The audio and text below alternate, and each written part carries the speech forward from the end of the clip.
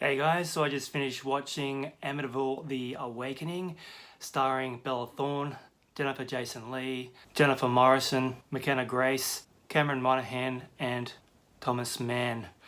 Now, the Amityville Horror starring James Brolin and Margot Kidder, released back in the 70s, based on one of Ed and Lorraine Warren's investigations, for want of a better word, about a family who were brutally murdered in their sleep by one of their own. The son of the family went around the middle of the night and shot everyone dead in the face with a shotgun. Then claimed that he was actually forced to do it by voices and some kind of demonic possession.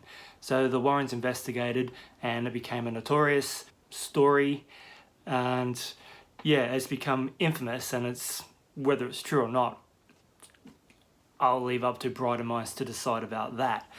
But the movie starring James Brolin told that story, and it's a good movie. It's not a great movie, but it had such an interesting tale to tell. It's kind of stood the test of time. So I really recommend you check that one out. It's great fun. And then the sequel, The Possession.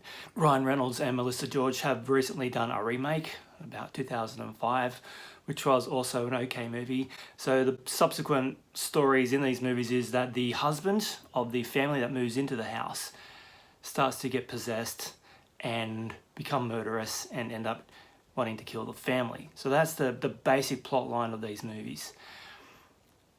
We haven't seen an Amityville movie for a number of years, and now we have this new one from Blumhouse. Not necessarily a brand new imagining. The story basically is that Jennifer Jason Leigh, her two daughters, and her comatose son move into the Amityville house. Bella Thorne, who plays the daughter, doesn't know about their house's history until she gets to school and is immediately picked on by all her fellow students because of the house that she lives in. That's really lame. Man, you don't pick on somebody because of where they live. It's rude. So she starts investigating and seeing stories on YouTube about the history of the house. And in this movie, the original Amityville horror movie with Margot Kidder, is actually a movie. One of her friends, Thomas Mann, actually suggests that they watch either Amityville Horror 2: The Possession, or the Amityville Horror remake, which they actually call out as, remakes suck, to watch the movies at her house at 3:15 a.m. because that's when the house comes alive. So it's sort of kind of meta. But anyway, so this movie is generic as hell. It's really, really bland. I really kind of expected more from Blumhouse. They got a really good pedigree. Like, I appreciate that we're making these new horror movies, and I do like that we're revisiting old classics to varying degrees of success. So the story in this one is that the comatose brother, the son, has had a nasty accident, but slowly, and this is not a spoiler, but he slowly starts to become possessed, and he's the main thread of the movie, and Bella Thorne is kind of like trying to stop him. The plot of this is like paper thin. There's not a lot to it. It only goes for an hour and a half.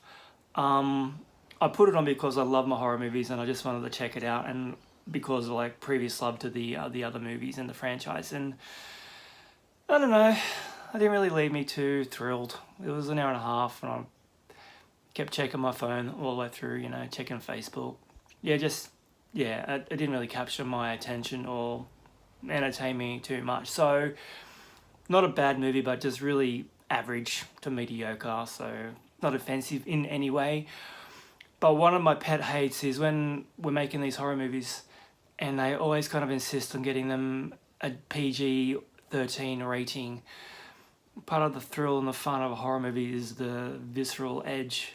You don't need to have a ton of gore in a horror movie to make it a horror movie.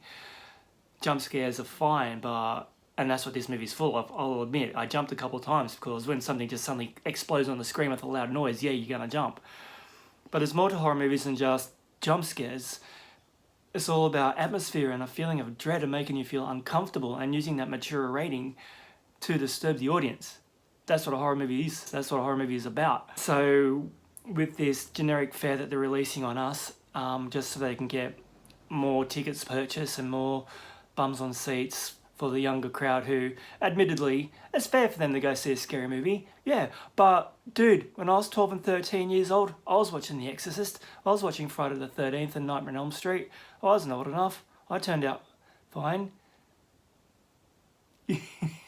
Sort of. I'm not saying that, like, I'm not a parent yet, but it's not me to say what rules parents should follow in regards to allowing their children to watch R-rated or mature content. But a lot of us, there's a whole generation of people who have grown up on these kind of movies, these kind of horror films, action films included, where they've been rated R or a high, hard-hitting rated M, and we've come out pretty much unscathed. So stick to mature content in our horror movies, make it harder edged, and just entertain, scare and thrill and delight your audiences. Don't keep putting this generic bullshit in our eyeballs because it just sucks. And I just keep feeling like I get sucked in every time because I will keep watching it. I just can't stop watching my horror movies, and even if they're shit. It's just disappointing. Anyway, guys, thanks for checking out my channel. Once again, don't forget to subscribe, throw me a thumbs up or a thumbs down, and I'll catch you in the next video. Thanks for watching.